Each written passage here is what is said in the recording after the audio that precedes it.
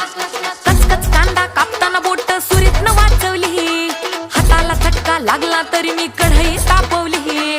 कचकच कांदा कापताना बोट सुरीतनं वाचवली, हाताला चटका लागला तरी मी कढई तापवली.